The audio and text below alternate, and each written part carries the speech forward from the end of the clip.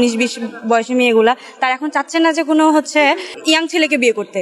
তারা দিন দিন উৎসাহিত হচ্ছে যে তারা মুরব্বী ছেলেকে বিয়ে করবে, মুরব্বী লোককে বিয়ে করবে, অনেক টাকা পয়সা থাকবে, এক কথায় তারা বলতেছে যে সুগার ড্যাডি হইলেই আসলে আমাদের হচ্ছে। কিছুদিন আগেও দেখলাম যে ফেসবুকে অনেক মেয়েরা এখন বলতেছে যে আসলে টাকা পয়সাই হলে সব হয়, এখন বুড়া মানুষকেই বিয়ে করাটা আসলে উচিত, যে টাকা পয়সা পাবো, ঘুরতে যাবো, ইটস এনাফ।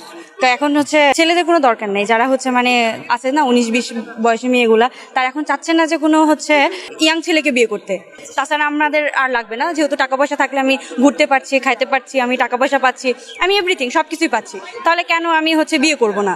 এটা আসলে আগামী প্রজন্মের জন্য হুমকি মনে হচ্ছে কিনা আপনার? অবশ্যই হুমকি এটা, যেহেতু এখন এটা মেয়েরা যেহেতু দিনে দিনে এটার উপরে প্রভাব পড়তেছে, কারণ এখন দেখা যাচ্ছে ইয়াং ছেলেদের তো একটু সময় লাগে সেটেল হইতে।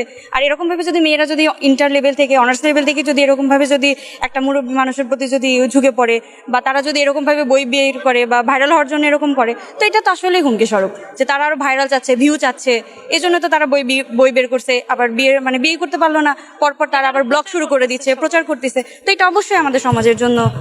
মোস্তাক এবং তিশার যে ঘটনাগুলো, সেটা সামাজিক যোগাযোগ মাধ্যমে প্রতিনিয়ত ভাইরাল হচ্ছে, নানা রকমের টোল করা হচ্ছে, আসলে এটা বন্ধ হওয়া দরকার কিনা? অবশ্যই বন্ধ হওয়া দরকার, কারণ এটা থেকে আমরা কিছু শিখতে পাচ্ছি না, এটা আমাদেরকে আরো খারাপের দিকে নিয়ে যাচ্ছে।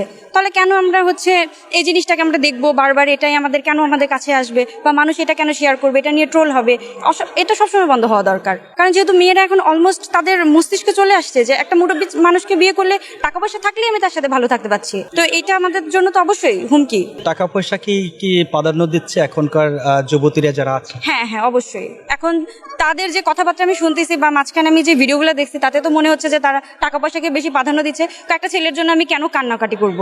তার সাথে তো আমার কান্নাকাটি করার জন্য দরকার নেই। আমার টাকা থাকবে, আমি টাকা থাকবে, আমি যেখানে ইচ্ছা ঘুরবো, আমি যা ইচ্ছা তাই করবো, আমার তো আপত্তি নাই। বা সবচাইতে বেশি বিলাসিতাটাই তারা প্রাধান্য দিচ্ছে। হ্যাঁ হ্যাঁ, বিলাসিতাকে তারা প্রাধান্য দিচ্ছে। এটা থেকে আসলে যারা এখন বর্তমান জেনারেশন আছে, তাদেরকে বের হয়ে আসতে বলবেন?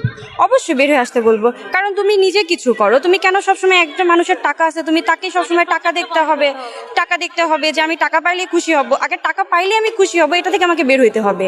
আমাকে সবকিছু নিয়ে ভালো থাকতে হবে। আমরা সমাজে বসবাস করি, তো অবশ্যই আমাদের এটা থেকে বের হয়ে আসা উচিত।